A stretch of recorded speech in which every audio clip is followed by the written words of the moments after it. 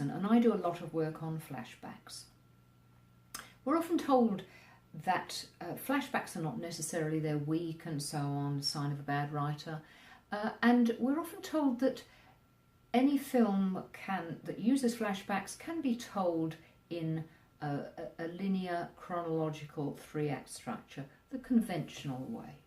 Now I question that, and I want to test it, and I want to test it by looking at the film Slumdog Millionaire, very popular film, which uses flashback. We have the scenes in the present where the hero Jamal is a young man, and we have scenes in the past through his childhood as a street kid with his brother Salim and with his the little girl Latika, with whom he falls in love and whom he has lost.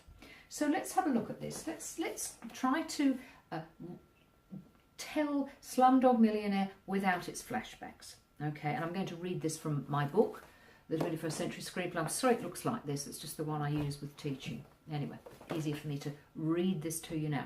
Okay, so this is Slumdog Millionaire told as a conventional linear 3-act, 1-hero structure set in the present. Now, Jamal, our hero, is working as a chai walla, normality. He sells tea in a company.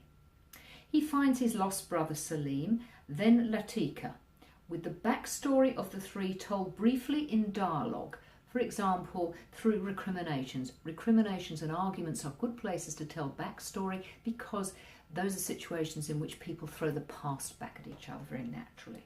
So let's say we do it via recriminations. Now, Jamal has a plan. He wants to rescue Latika, but he has no money to successfully evade her gangster captor. He needs money. So his first act turning point is getting on the show Who Wants to Be a Millionaire, which might give him the chance to get the money.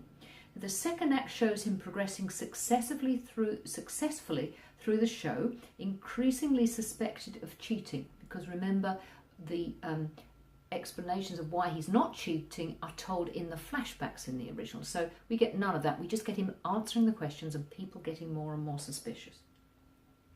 Now, between show episodes, as part of his relationship line, I call the love story or the secondary story the relationship line because I find it's more precise. So between episodes, he, as part of his relationship line, he seeks out Latika and Salim as in the existing film.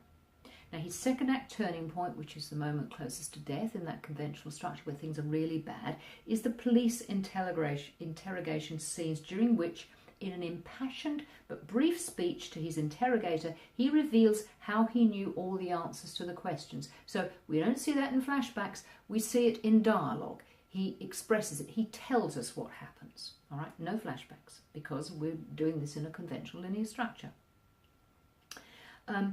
As his third act battle to win, he returns to the show to answer the final question. He wins, that's as in the existing film. Within the relationship line, that's the secondary story, the love story, Latika is freed by Salim's self-sacrificing suicide. His brother, if you recall, suicides, and that helps him get the girl back in a very dramatic ending. Now, that is Slumdog Millionaire without flashbacks.